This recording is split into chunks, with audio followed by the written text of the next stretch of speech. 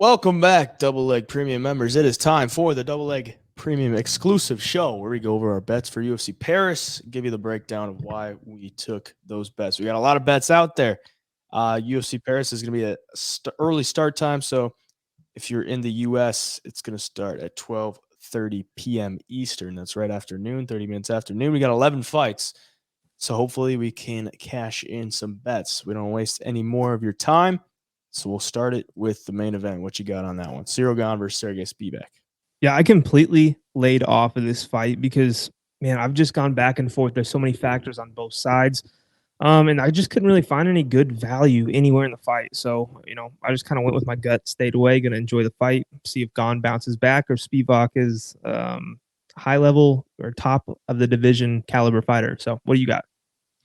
I bounced back and forth too. Initially, I was thinking Spivac, but then I looked at the price and I'm like, I just don't see how I could get a better price on Cyril Gane in like any other situation. Like if you throw out the Gane versus John Jones fight, Gane's probably like minus 300 against Sergey Spivac. So I had to go with him. It was a price play for me, value play, as you've heard us say before. I took Gane by KO or decision at minus 140 for 1.4 units to get one back. I think he goes out there. If he can avoid the takedown, pieces them up pretty easily. Like the difference on the feet is astronomical. The difference on the ground can be avoided. And hopefully Gane can make some improvements since the last time out. It sounds like he's dug deep and been training a lot with the wrestling. So hopefully he can go out there and show it. Also got for the underdog fantasy play, I got minus 8.5 significant strikes for Cyril Gane. I think that was a gift just based off the fact that he could go out there and get taken down and get subbed right away or TKO'd right away. I'm basically, if this fight goes more than like 4 or 5 minutes, like Gane's going to rack up more than 9 significant strikes, more than Sergey Spivac. So I like that one. That's all I got for the main event. Co-main event, Manon Fiorot, Rose Namajunas. What you got on that one? Yeah, ultimately, I ended up going with Manon Fiorot by decision plus 140 for half unit. And I love Rose, but moving up to 125, I'm going to have the size disadvantage. I don't really think she's going to be like a lot faster than Fiorot either. Fiorot is super fast on the feet. She's strong. I don't think Rose is going to have like a massive grappling edge up at 125 against Fiorot. So all things considered, I think Rose is tough enough to hang in there and do some good work. But I think Fiorot is just going to have the foot on the gas pedal for 3 rounds and win at least 2 of them. So by decision, got plus money. I had to take it. Yeah, that's what I'm on as well. I got Fiorot by decision plus 140 for a half unit. And then I had sprinkled a little Fiorot round 3 KO at plus 1200 for 0.1 units because I do think if Rose does want to stand and strike with her, I think the size and the power difference could catch up to her to the fact where the damage could wear on her as the fight goes on. And then maybe she's like, I don't really want to be here anymore and just kind of takes it and gives up at that point. But I think Fiorot's just bigger. She's a very good striker. I don't see Rose going in there and like being able to take her down like at will because she's pretty big. She's pretty decent wrestling too. Yeah. So yeah, I like Fiorot in this one. I also got her in a parlay with Bashrat and Charrier at plus 174 for a unit. So we're both on the Fiorot side. Third fight down from the main event, Benoit Saint Denis and Thiago Moises. What you got on that one? Man, this is another close fight. But ultimately, I got Benoit Saint Denis at minus 150. Told myself I wasn't going to go over that price, and it kind of stuck around there for 1.5 units. And basically, what I'm seeing is a little bit of a size advantage, strength advantage, and on the feet, he'll be a little bit more volume, but he's going to have the power advantage to Thiago Moises. He's tough, he's durable.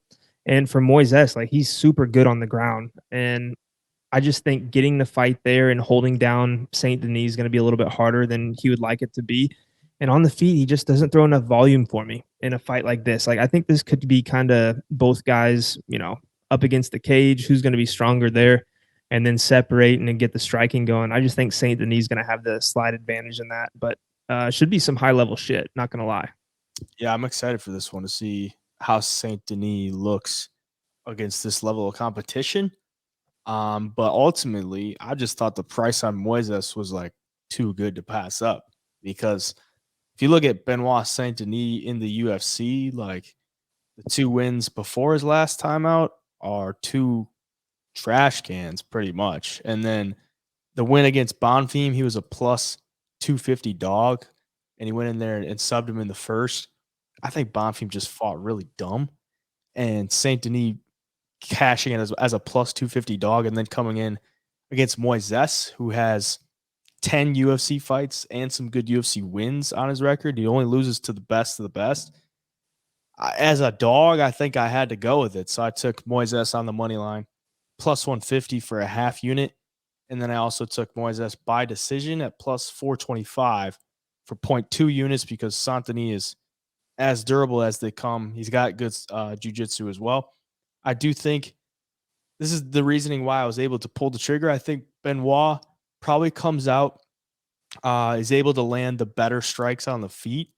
And I think Moises could maybe capitalize on Benoit over swinging or catching kicks and just taking him to the ground and getting some control time on the ground. Maybe it's back control. Just basically, I think Benoit comes out too hot, and Moises just kind of has to slow him down and probably grinds out a decision. So I thought the prices on those were just too good to not pass up. I also got higher than 40.5 significant strikes for Saint Denis because I think the fight goes the distance. And I think Saint Denis can put on a lot of significant strikes on Moises while he's on the feet. I think he's got a striking advantage. He's bigger, he's longer.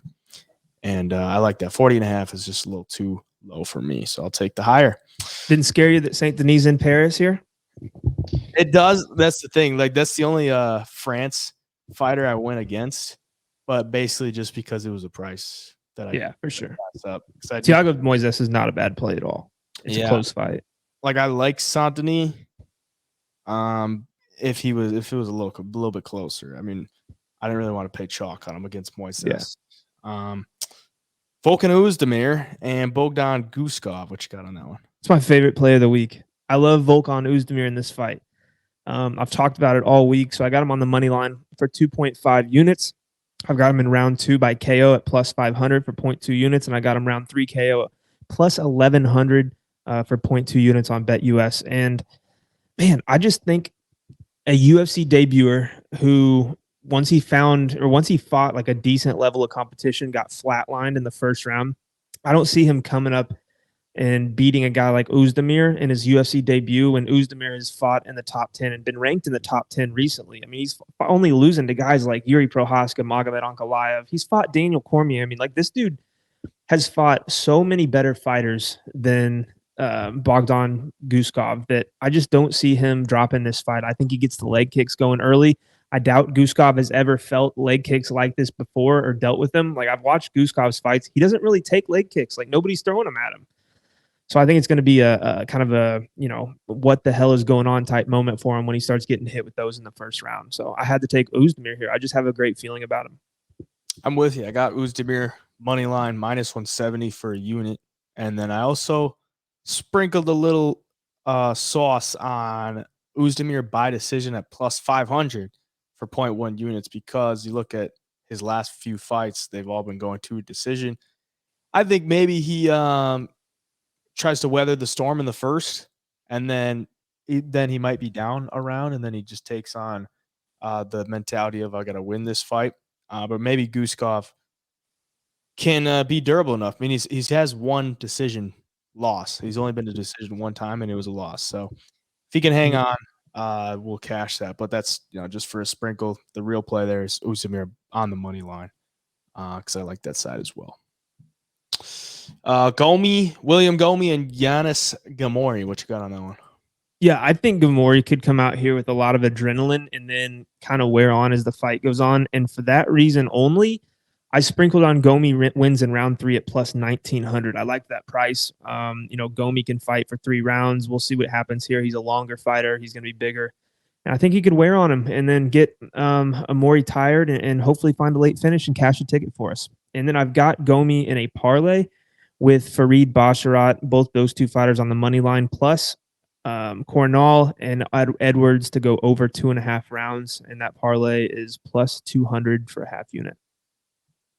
I got William Gomi by decision at plus 100 for a half unit. I think he goes out there and does what Gomi does: stay long. He's fighting a smaller guy, and just pick your shots. Don't get knocked out. It's a Gomi fight, and I think he pulls out the decision. Win there for us, or half unit plus 100, so even money. Keep her moving. We got Angelosa. No, we got Morgan Charrier and Manolo Zacchini. What you got on that one? Yeah, I couldn't find anything I liked in this either. Like, it's a fight you probably think Charrier comes out and gets the finish, but there's so many unknowns. I just decided to lay off, play it smart this week. So I got nothing. Yeah, there is a lot of unknowns with this one, which is exactly why I love this underdog play. And I just picked it up today. I just saw it. Plus 17.5 significant strikes for Manolo Zacchini. Reason being why I love this is there's no data on either fighter because they've never been in the UFC. They're both newcomers. So takes Zacchini and Charrier. Charrier is fairly low volume, so you're giving Zacchini 17.5 significant strikes, and the fight could end first round, fight could end second round, third round. I think Zacchini can at least hold pace within 10 significant strikes. So 17.5, I'm all over it on underdog fantasy there. And then I got Charrier in a parlay that I said earlier with Basharat and Furo, plus 174 for a unit. Put that in pretty early in the week. Taylor Lapilus, Kalen, I don't know how to say this fucker's name. Kalen Logren. What you got on that one? Yeah, I liked Logren in his original fight, but now that everything's kind of switched up, he's fighting Taylor Lapilus, who I really like here. The dude was 3-1 in his first UFC stint. The guy's 18-3 professionally, tons of experience. He's got the style where he's probably going to look better to the judges on the feet. He's going to land more volume. He's got better footwork. He's more active.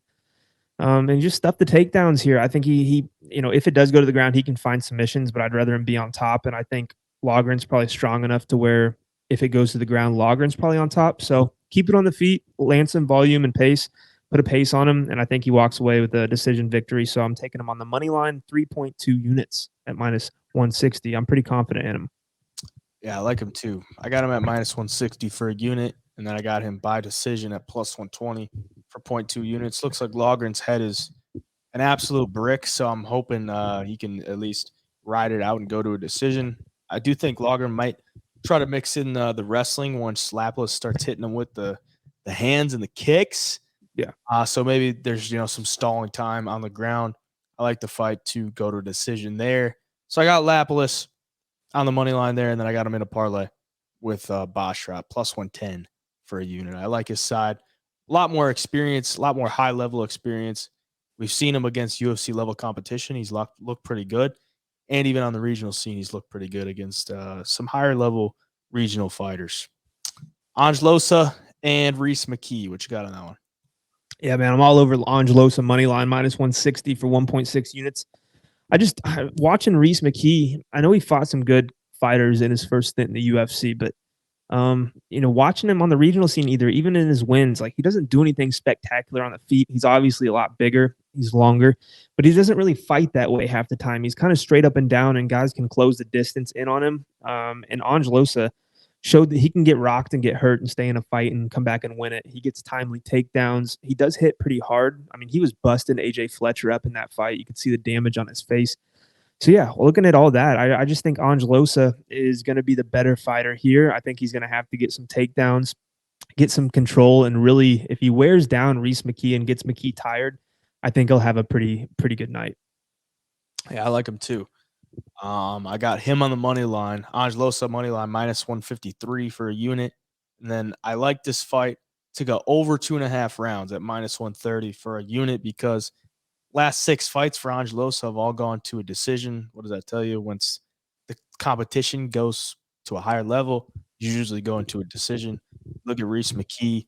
A lot of his finishes are against guys that not the highest level, I would say. I mean, you're just looking at like who he's fighting. He's getting late finishes too. It's not a lot of first round finishes. It's a lot of accumulation of damage So Lusa is a very durable fighter. I like the fight to go over 2.5 there. And then I also like Losa by decision at plus 175 for point 0.4 units. Had to throw it on there too because I think he could use his wrestling and grind out a win there as well. Keep her moving. We got 3 more fights. Nora Cornell and Jocelyn Edwards. What you got on that one? I got Jocelyn Edwards money line, man. I think if she can hang in there through the first 2 to 3 minutes, it's going to be all downhill for her from there. And I don't want to say downhill, but it's going to be smoother sailing after those first 3 minutes. Yeah. And I think she's just going to get the decision win. I really do. I think she's going to land some takedowns if she has to. I think, as her opponent gets tired, I think she'll land the better shots and the more volume and ultimately get the win here. I like her a lot, actually, especially at these odds. Minus 115. I like it. I do too. And I got her on the money line, minus 110 for 1.1 units.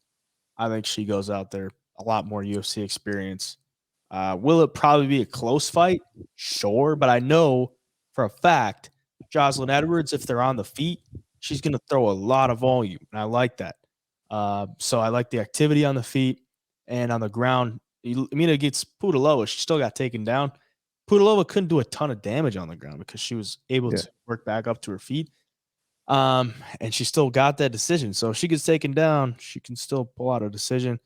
I also like Jocelyn Edwards minus 4.5 significant strikes on the rivals section for underdog because she puts up a ton of volume. So then I also like higher than 65.5 significant strikes for Jocelyn Edwards because she's going to put that volume on you. And then one more I forgot for Ange Losa, higher than 1.5 takedowns because I think he probably has to mix it up. He looked pretty short compared to Reese McKee. So I like that one as well. Farid Basharat and Clayton Rodriguez. What you got on that one? I love Farid Basharat, man. I think he's so good. He's so good at with the kicks, engaging distance and keeping the opponents off of him on the feet. And then he'll close the distance and blast the double leg or single leg and get you down. And on top, he's so good with his control. He's so good at transitioning from position to position. And, he's pretty dominant on top. I mean, against Damon Blackshear, who's a savage on the ground, he had some really good moments on the ground, and he took Damon Blackshear down a couple of times, had control time, good elbows from the top. Ultimately, I just think it's going to be a tough fight for Clydson, especially moving up a weight class against a stronger guy with that kind of style. I just think it's going to be really tough for him to win. So, yeah, I'm on Basharat to win in the 3rd round, just in case he can kind of wear out Clydson with the takedowns and stuff. That line in the 3rd round is plus 1,000.2 units. And I also took Basharat by decision for my actual, a little bit heavier of a play, 0.75 units at minus 110. So, if the fight gets to the 3rd round, we're cashing money. We are. Yeah, I like Basharat too. He was at like minus 300, a little under if you're on Bet Openly earlier in the week. And I was debating laying the minus 300 because I think Basharat's got him beat in every aspect. Ultimately, I did not. I just had him in the 2 parlays that I've said before. And then I also took him by decision at minus 105 for 0.53 units. So to get a half a unit back there. I don't like going like hard on a decision bet because it's just like, all right, if the guy wins inside the distance, it's like you're just shooting yourself. But for a half unit, I'll throw it on there and then I'll throw him in some parlays. I like him this week a lot. Higher than 2.5 takedowns as well for Basharat because he's going to be the bigger guy. He always mixes it in. That's kind of like a great base for him. He can always go back to. I would think he probably stays to the outside and jabs him up and then mixes in the takedowns here and there. For higher than 2.5, you just got to get 1 per round. I think he could probably do that. So I like that on underdog. The first fight of the night, Sarah Farron and Jacqueline Cavalcanti. What you got on that one? I couldn't get the Farron, man. I wanted to so bad. Me too. I wanted to so bad, but see, I got nothing. I wish I did. I love having something on the first fight of the night, get things rolling, but like I said, I just don't. Yeah, I almost got to Farron because she made weight, which was pretty wild. Did you see her make weight? She was so happy.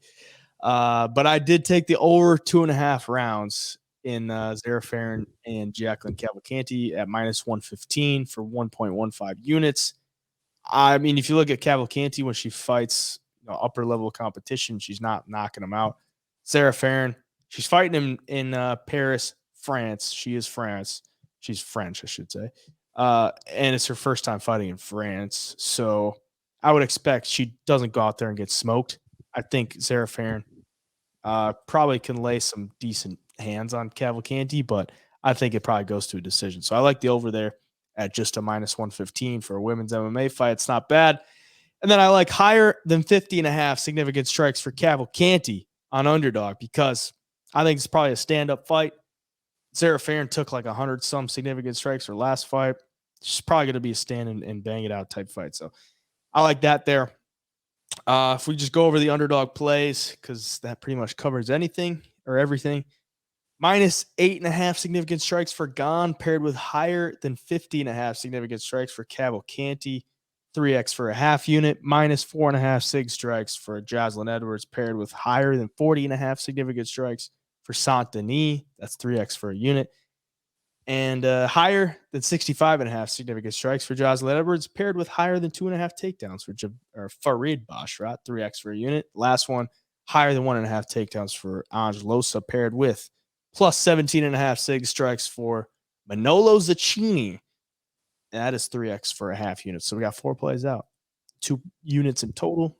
Make sure you don't go too hard on those because they're not always gonna hit. I mean, we're looking at this like we could go 2 and 2, and we'd make some money. So there we go. That's what we're trying to hit.